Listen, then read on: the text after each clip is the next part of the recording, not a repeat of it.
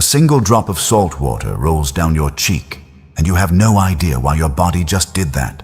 Every mammal on Earth produces tears. Dogs, horses, cows, dolphins, all of them. Those tears keep the eye moist, flush out dust, and protect the cornea from scratching. That's basic biology, and it's identical across species. But there's a second kind of tear, and as far as scientists can tell, no other species on the planet produces it. Not chimpanzees, our closest living relatives. Not elephants, famous for standing over their dead. Not one single other creature with a nervous system anywhere close to ours. Humans are the only animal that cries because of how we feel. Think about how strange that actually is. Crying doesn't help you see. It does the opposite, blurring your vision at the exact moment you might need to think clearly.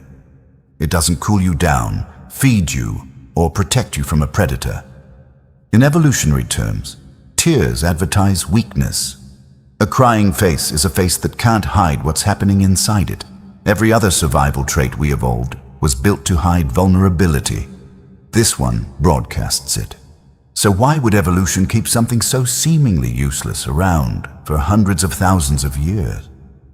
The chemistry alone is bizarre enough to raise eyebrows.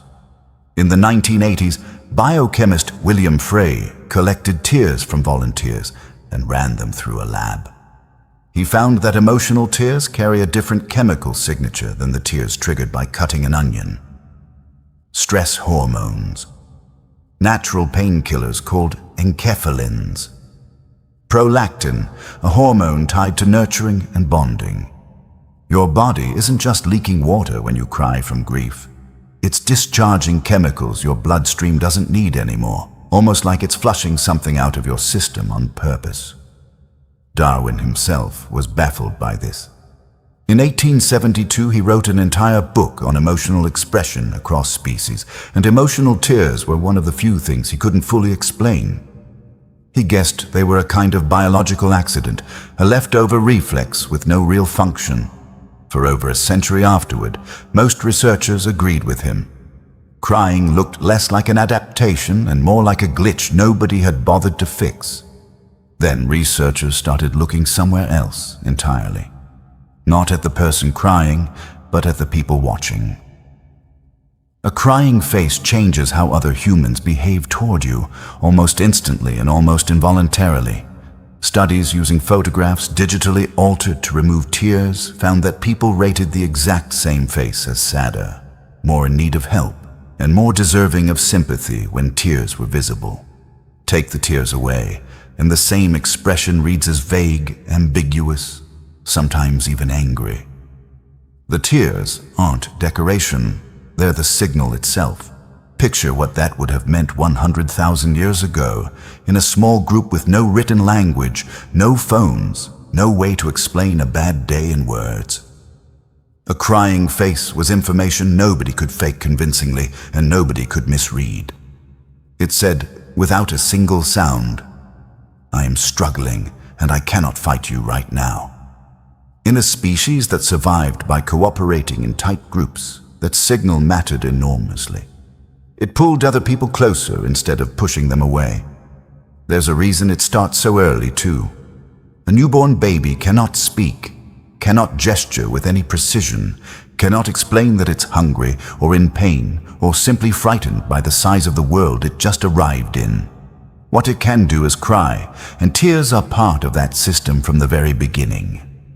Some researchers argue that adult emotional crying is really an inherited version of the same infant survival strategy, just repurposed for a fully grown brain that still occasionally needs someone else to notice it's in distress. And crying doesn't only pull others in, it appears to do something to the crier as well. Blood tests taken before and after a good cry show measurable drops in stress-related hormones. People consistently report feeling calmer once the tears stop, even when nothing about the actual problem has changed. Nothing was solved. The bill still needs to be paid, the relationship is still complicated, the loss is still real. But something in the nervous system resets anyway, like crying is a pressure valve the body built for itself, and nobody remembers installing. This is where it gets genuinely strange, though. Humans cry at things with no danger in them at all. A wedding, a stranger's kindness in a movie you know is fiction, a song that has nothing to do with your own life. No other threat response system in the entire animal kingdom fires this indiscriminately, at symbols and stories instead of actual danger. Somewhere along the way, this survival signal got wired into imagination itself, and it never stopped firing. So here's the full picture. Every mammal cries to protect its eyes. Only humans cry to reveal what's happening inside them. The chemistry is different, flushing out stress hormone,